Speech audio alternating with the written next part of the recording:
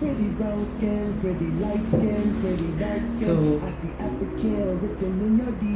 I think in light of what happened in Buffalo, I just have some reflections that I want to share in my story about being black.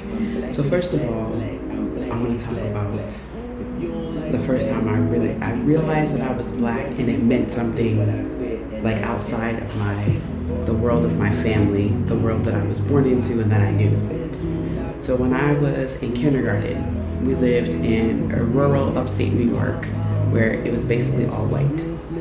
And I went to a friend's house for a play date, and her little brother, I remember we were in kindergarten, so her little brother was even younger. I remember he saw me and he just like kind of picked at my skin and was like, what is that?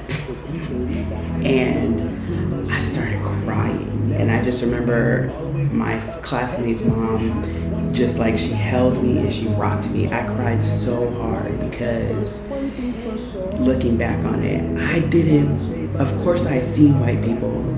You know, as a child of color, you learn very quickly that your home life is different from public life. You learn that very quickly.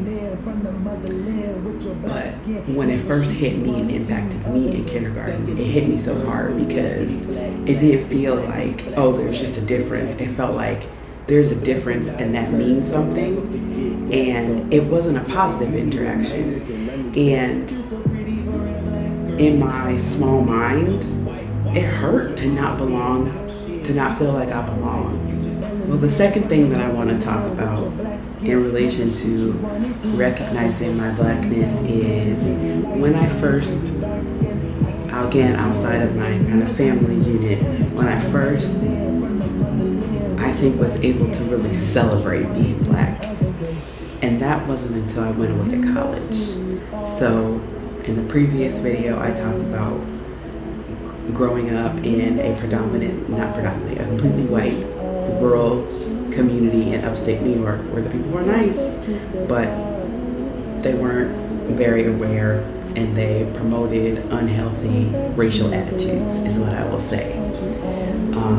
And so through all my years of schooling, basically, I was in really white spaces. I went to private schools. I went to boarding school for middle school and high school, and then I went to a predominantly white institution for college. But still, that was the space where I feel like I was able to really celebrate being black. There were so many programs, organizations, led, created, inspired by black students and black professors and staff at Northwestern, that there were spaces for me to go to and experience a variety of blackness. And in all honesty, I didn't like and want to participate in all of them, but there were enough options that I was able to find spaces where my culture, my way of being, my way of existing and experiencing the world was actually celebrated. And so today, what I think about today, in light of all the things going on in the world, not just about blackness, but about all the racist things that are happening, the outright racist things, and then the racist things that bubble to the surface when other things are happening, like this war in Ukraine. What I'm really recognizing in particular about the situation in Buffalo that I think has a lot of people on edge is that I think the people who are like, okay, yeah, it's bad, but it's kind of over there. Or, yeah, that might be because people were behaving a certain kind of way. Yeah, it's not fair, but you know that when you're stopped by the police, like, you do not put up a front because the goal is to come home alive, right? So all of those kind of excuses that people can make, I feel like with the Buffalo murders, that it is impossible to deny that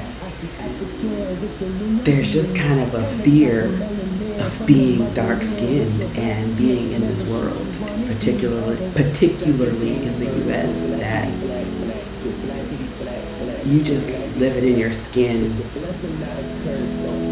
causes enough fear in other people that you can't be safe going out of your home.